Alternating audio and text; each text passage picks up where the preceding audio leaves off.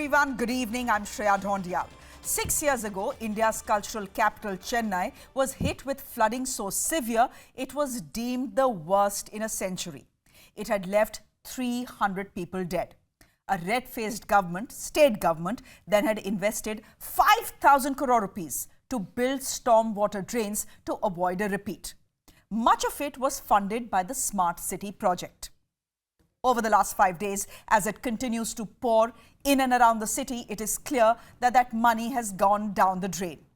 Roads have turned into rivers, water has seeped into homes in low-lying areas, airport operations have been curtailed, people have taken to parking their cars on flyovers to keep them safe. On Debrief today, ground reports from the flooded city. Do the Chennai floods have a human fingerprint? And why urban India gets that sinking feeling every time it rains? Let's start though with the Chennai deja vu.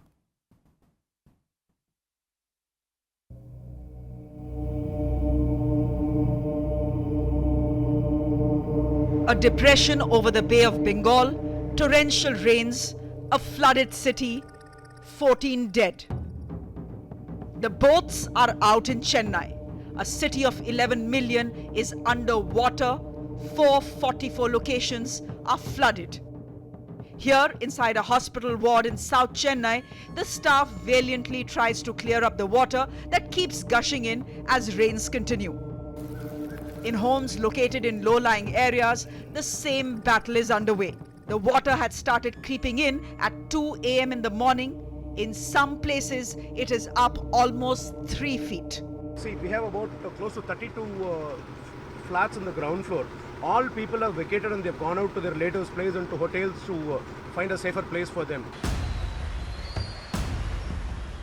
Cars have been parked on top of flyovers to save them from drowning. There is no electricity or internet for the last 2 days. Schools and colleges are shut. Wind speeds and heavy rains have halted flight arrivals at the airport till 6 p.m. It is that sinking feeling Chennai is rapidly getting used to. Every rainy season, we are facing this problem.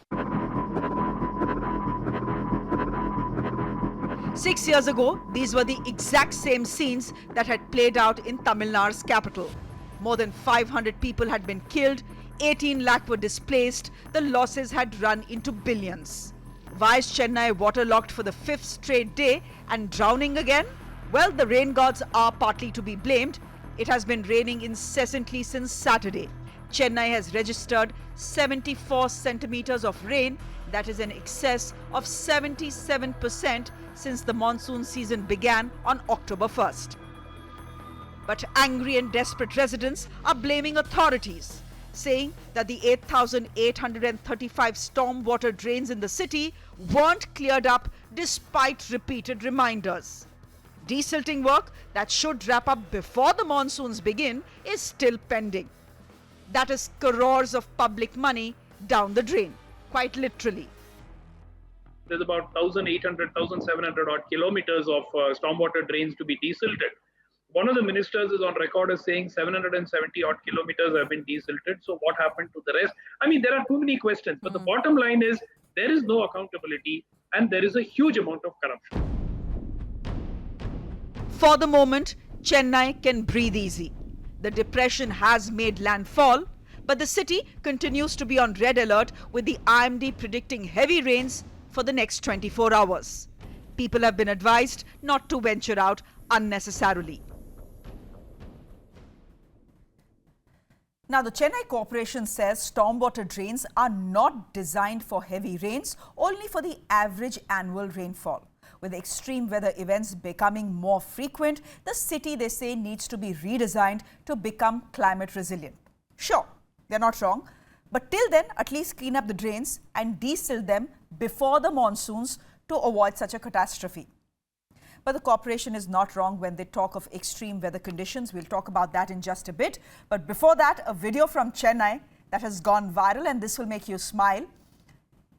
It, as you know, is all hands on deck in Chennai right now. Showing how it is done was Inspector Rajeshwari earlier today, who spotted an emaciated, half-conscious man on a flooded street. There you see her. She simply lifted him off the ground searched for help, searched whether there was a vehicle in and around to take him to hospital. Thankfully, an auto rickshaw then came in to her rescue, and I believe Inspector Rajeshwari then put this person in the auto rickshaw. That video that you are seeing of Inspector Rajeshwari simply lift off that man and try and get him to safety has now gone viral. You need more cops like her.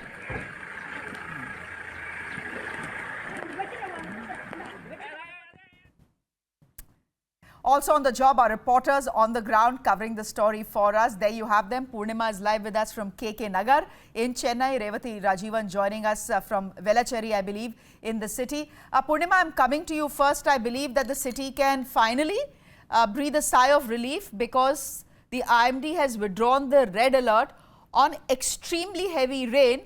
But they're saying for the next 24 hours, Chennai needs to be a little cautious because it'll still see some heavy rain at least.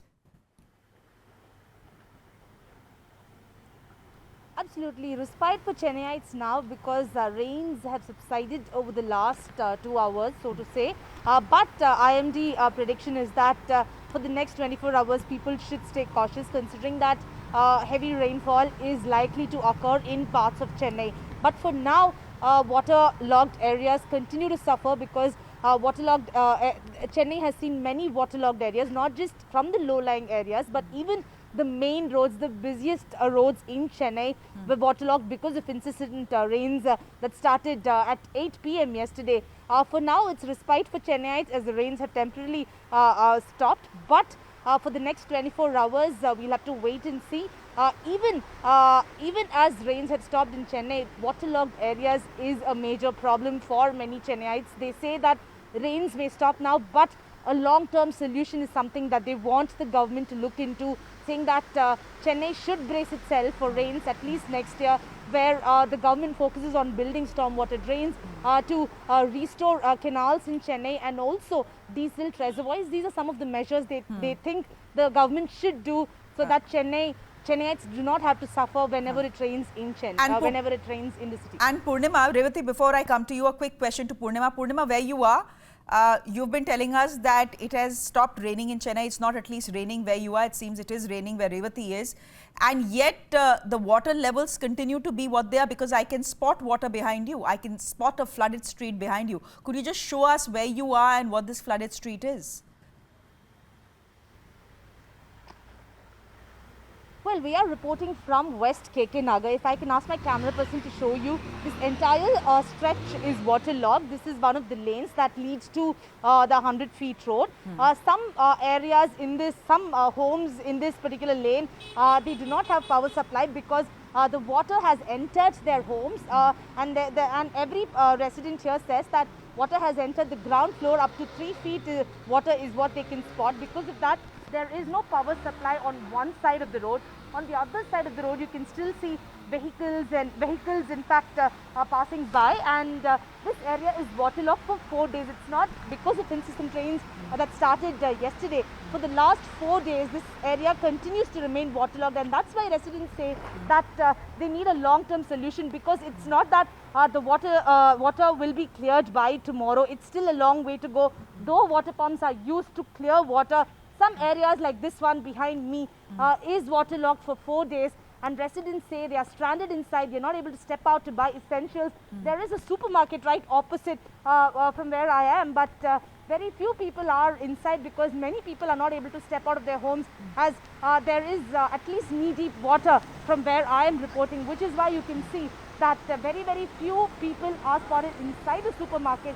Many people finding it very difficult to even buy essential items today, and they hope that in the next 2 days at least this area is cleared. But for now, no respite for Chennaiites, even though rains from where I am reporting has subsided. People say that this waterlogged area will continue to remain a problem at least for the next 2 days. All right. Do stay on with us. Revati, I'm coming to you. Tell us where you are and what you're seeing. You have been traveling today. You traveled into Chennai today, facing very heavy winds, facing that rainfall, extremely heavy rainfall that you saw in Chennai. We saw that airport operations had to be shut. At least the arrivals had to be shut till 6 p.m. They should be resuming anytime now. Tell us where you are, what you are seeing, etc.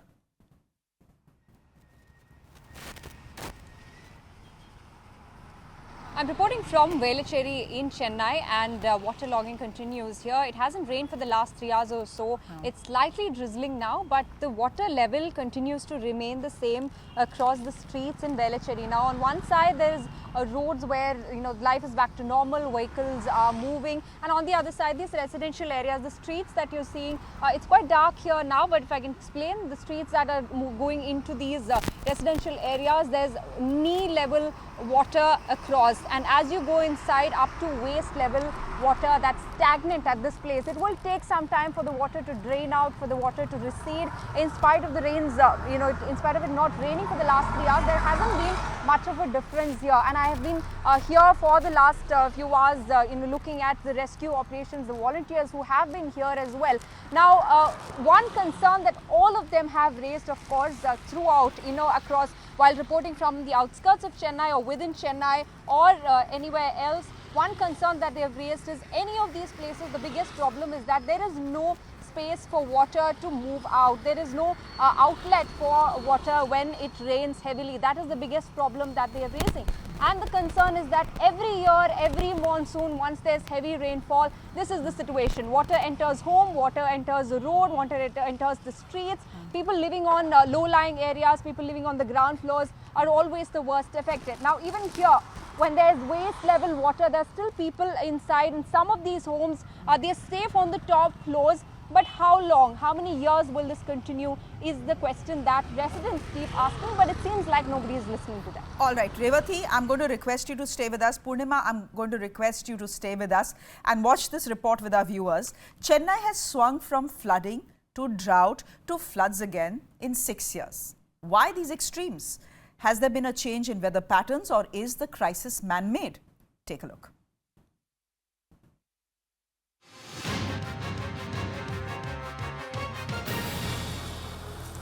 In 2015, Chennai witnessed its worst floods in a century.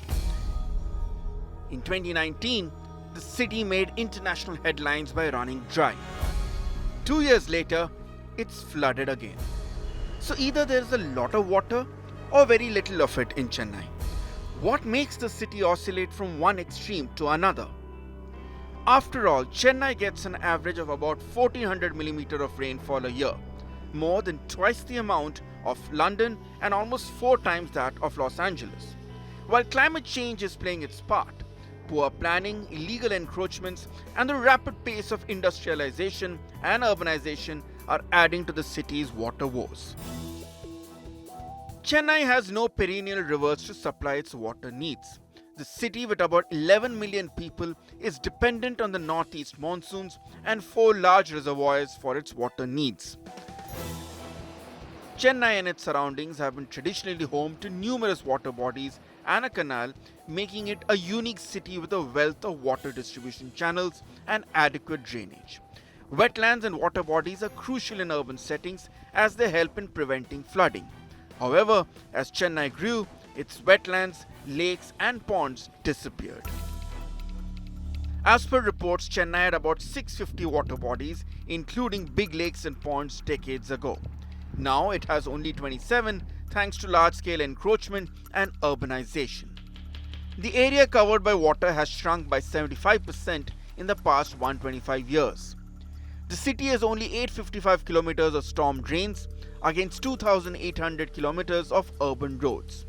According to researchers at Chennai's Anna University, around 60% of the city's groundwater will be critically degraded by 2030.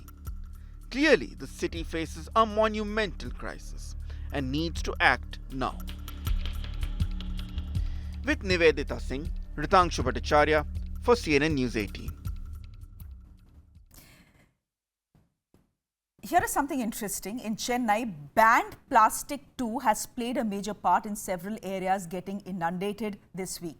In Mambalam, for example, which was under knee-deep water, the civic body in the city removed 180 tons of plastic and other solid waste from the inlet points of the canal to let water finally flow in. Purnima Murli continues to be with us. She's joining us from Chennai. Purnima, every time you see urban flooding, anywhere across India or you see an extreme weather condition, the question always gets asked is, does this have a human fingerprint? It is very clear that what we saw in 2015 and what we are seeing in 2021 in Chennai does have a human fingerprint. Also the fact that there has been complete government apathy as far as cleaning up stormwater drains, etc. is concerned. It's now become a political issue, I believe, in the state.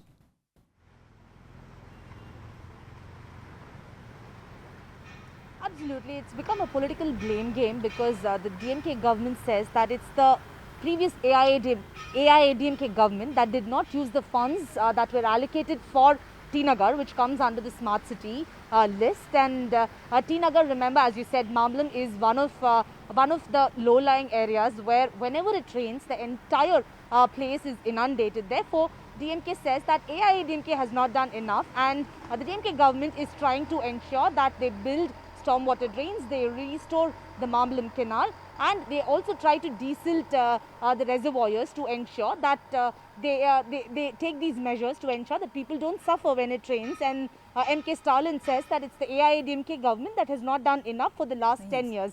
But people here say that instead of playing politics over the entire rain issue, why not take long-term initiatives to ensure that people don't have to suffer every time it rains? People say that one needs to look at a solution. Experts say that it's still a long way to go. But politics over the entire issue continues, with the DMK saying that the funds given by the central government to the AIADMK government was not utilized, which is why T Nagar remains inundated every time it rains. That's the politics behind the rains that have lashed the city for the last 4 days. Purnima, we'll leave it there for the moment. Thank you very much for joining us here on Debrief. Now, what we are seeing in Chennai today is a repeat of what Hyderabad saw last year and Mumbai saw the year before that.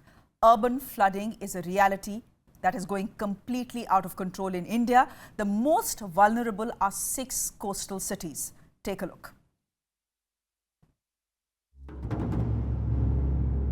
November 2021, Chennai. October 2020, Hyderabad. July 2019, Mumbai. 3 years, 3 cities, one common reality: urban flooding. Whether it's along the coast or inland, it's an increasing trend. And the cause is both natural and man-made. Experts believe the frequency of urban flooding has increased due to changes in land use and recurrent extreme weather episodes. While one can do little about climate changes, overburdened drainage and rampant unregulated constructions have worsened the cityscape. Wetlands and floodplains are vanishing fast as cities expand. There is not enough planning to deal with the fallout of sudden heavy rains that have become more and more frequent over the years. Last September, Lucknow received a record 228 millimeters of rain in 36 hours. The city was inundated and normal life came to a grinding halt. Hyderabad too witnessed the worst downpour in nearly a century last year, resulting in flash floods that killed about 100 people. In Mumbai, it's an annual occurrence. Come monsoon, the city is drowning and citizens are left to fend for themselves. Even in the national capital, one spell of heavy rains is all it takes to bring the city to its knees. While heavy rains are the trigger for urban flooding, rising sea levels also add to the problem. A study done by US-based Climate Central says the Arabian Sea could begin entering and flooding most of Mumbai at least once every year by 2050. Across the 6 port cities of Chennai, Kochi, Kolkata, Mumbai, Surat and Visakhapatnam, nearly 29 million people will be exposed to coastal flooding if sea levels keep rising. The clock is ticking. It's time for administrations and urban planners to take concrete steps to protect our cities and our citizens. With Nivedita Singh, Anisya Kumar for CNN News 18. On that note, a very quick break. Up next, why is intense rainfall, raging wildfires and deadly heat waves becoming so common not just in India but around the world? It's all linked to global warming. We'll join the dots for you right here on Debrief after a very quick break, so do stay with us. Summers getting more extreme, cyclones getting more fierce, rainfall hitting records. Is there a human fingerprint behind these extreme weather conditions that are now the new normal? Well, ladies and gentlemen, the world is changing right before our eyes, and yes, we are to blame for it. Take a look.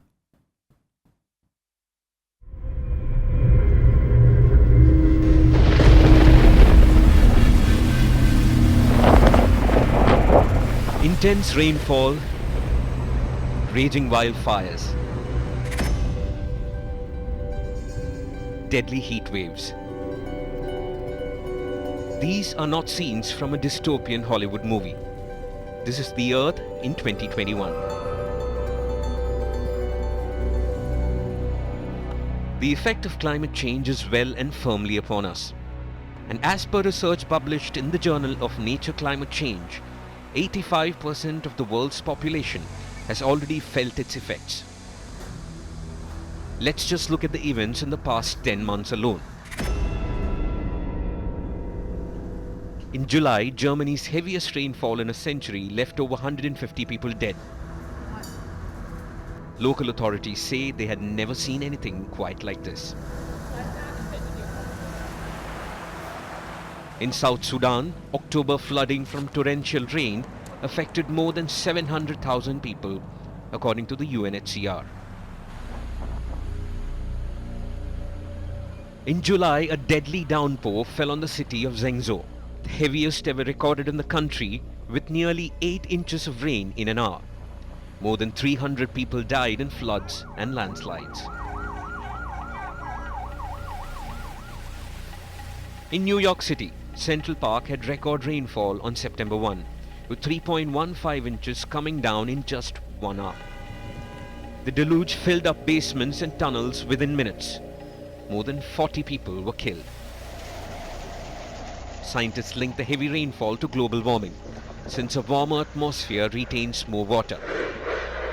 The extreme flooding proved that the effects of climate change were taking hold faster than any prediction or model. Other places saw unexpected heat waves that left many dead, even in regions accustomed to cooler weather. July was the Earth's hottest month on record, with much of USA seeing its hottest summer.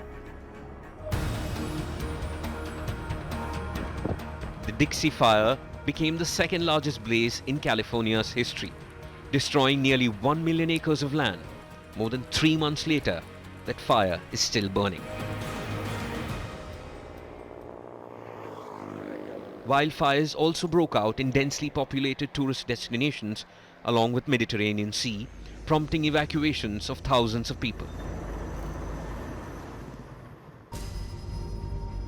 In the backdrop of all these apocalyptic events, world leaders convened in Scotland earlier this month to devise a roadmap to reduce global warming to well below 2 degrees. The consensus is they failed. The United Nations expects average temperatures to rise by 2.7 degrees by the end of this century, which means humanity probably won't see another. With Ritangshu Bhattacharya, Murli Tharan for CNN News 18. Here are some more examples of what has happened this year. It rained rather than snowed for the first time on record at the peak of the Greenland ice sheet.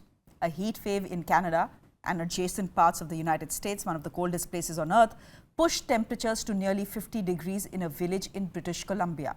Death Valley in California reached 54.4 degrees centigrade during one of the multiple heat waves in the southwestern USA. 2021 will likely be the 6th or say the 7th warmest on record. As Earth's climate has warmed, a new pattern of more frequent and more intense weather events has unfolded around the world. Chennai is proof of that. With that, it's a wrap from me. Thanks for watching. Good night.